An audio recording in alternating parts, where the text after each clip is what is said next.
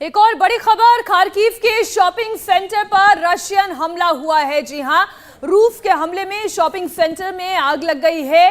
Nikolsky shopping centre पर रूसी attack हुआ है। इस वक्त की बड़ी खबर आपको बता दें, रूस के हमले में एक शॉपिंग सेंटर में आग लग गई। ये ताज़ा तस्वीर अब हम आपके सामने रखने जा रहे हैं, क्योंकि सारा रिहायशी इलाका है, कहीं पर घर बने हुए हैं, कहीं पर शॉपिंग मॉल्स बने हुए हैं।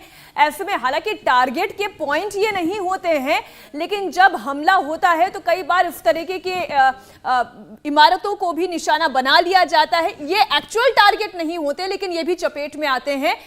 एक तस्वीर अब हम आपके सामने रखने जा रहे हैं। रूस के हमले में शॉपिंग सेंटर पर किस तरीके से अटैक हुआ, उसके बाद की वहां की क्या स्थिति है, वो इन तस्वीरों से आपको और ज्यादा बेहतर तरीके से समझ में आएगी। मैं जल्दी से एक रिएक्शन इस पर ले लेती हूँ। कर्नल चिकू, ये टारगेट तो डेफिनेटली किसी भी आदमी का होगा नहीं कि वो किसी शॉपिंग सेंटर को या कोई रिहायशी इमारत को उड़ा दे। अगर वाकई में ऐसा होता तो रूस ये बहुत पहले ही करना शुरू कर देता। ये जंग इतनी लंबी इसलिए खिंच रही है क्योंकि वो ये चाहता है कि सरकार सरेंडर करे, उन्हें सिविलियंस की सिंपैथी चाहिए।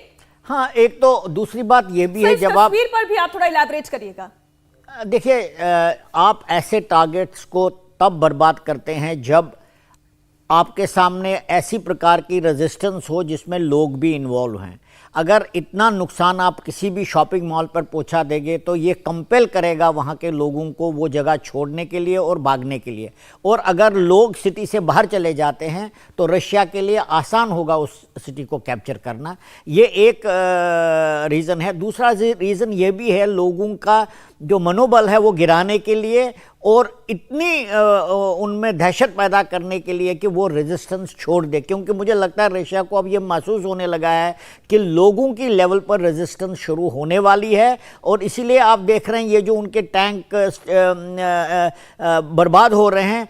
टैंक का बर्बाद होना एक स्पीड का संकेत है कि ऑर्डिनरी लोगों के पास ये मिसाइल आए हैं जिससे वो टैंक को बर्बाद कर रहे हैं, और वो नहीं चाहते कि लोग इस वॉर में शामिल हो जाए, क्योंकि फिर रशिया वहां बॉक डाउन हो जाएगा। जी, हमारे साथ अशोक सर भी ज्वाइन किए हुए हैं, डिप्लोमेट भी हैं। अशोक सर, ये बताइए कि जिस तरह से हम लगातार बात कर रहे हैं कि इतने दिन हो गए, चौथा दिन है, और जिस तरह से अब कैजुअलिटीज हमें नजर आ रही हैं सिविलियन इलाकों में भी और सिविलियंस की भी, ऐसे में जो पुतिन की जो कोशिश रही होगी या जो उन्होंने तय किया हुआ कि हमारा ये रहेगा स्ट्रैटेजी, क्या अपने स्ट्रैटेजी पे चल पा रहे हैं या फिर आपको लग रहा है कि he is failing at this point of time?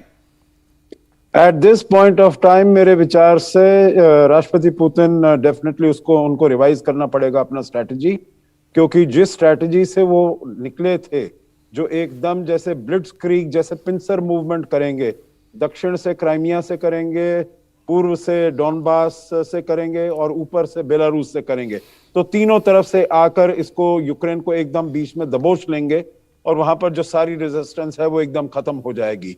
आपको याद होगा जो जब 24 तारीख को सुबह यहाँ पर हमला शुरू हुआ था तो बहुत सारे चैनल पर और आपके चैनल पर भी 24 शाम को ये कहा जा रहा था जो कीव तो बस अब 2-1 घंटे में 4 घंटे में अपने घुटने टेक देगा और वहां पर एकदम जो रेजिस्टेंस है सब खत्म हो जाएगा। देखिए, आज 24 तारीख से लेकर 4 दिन हो गए हैं, अभी तक कीव वहां पर जमा हुआ है। सभी कह रहे हैं जो ये 30 किलोमीटर है, बस कुछ घंटों की बात है। It is not a matter of if but when, और बहुत जल्दी उसको हार माननी पड़ेगी। परंतु फिर भी राष्ट्रपति वोलोदिमीर ज़ेलेंस्की जो है वहां पर कीव में अपने सभी साथियों के साथ, अपने प्राइम मिनिस्टर के साथ, अपने और मंत्रियों के साथ डटे हुए हैं। कल हम सब ने देखा जो कैसे उन्होंने वहां से ट्वीट्स दिए और बेसिकली अपना मनोबल बढ़ाने के लिए अपने लोगों का। और जब उनसे ये कहा गया जो हम अमेरिका से जो हम आपको इवैक्यूएट कर सकते हैं, एयरलिफ्ट कर सकते हैं, तो उन्होंने उस ऑफर को ठुकरा दिया। कहा मुझे मिसाइल्स चाहिए, मुझे म्यूनिशन चाहिए, मुझे फ्री राइड नहीं चाहिए। इंडिया टीवी हर वक्त हर जगह डाउनलोड करने के लिए सर्च करें India TV news Google play store या ऐप स्टोर पर।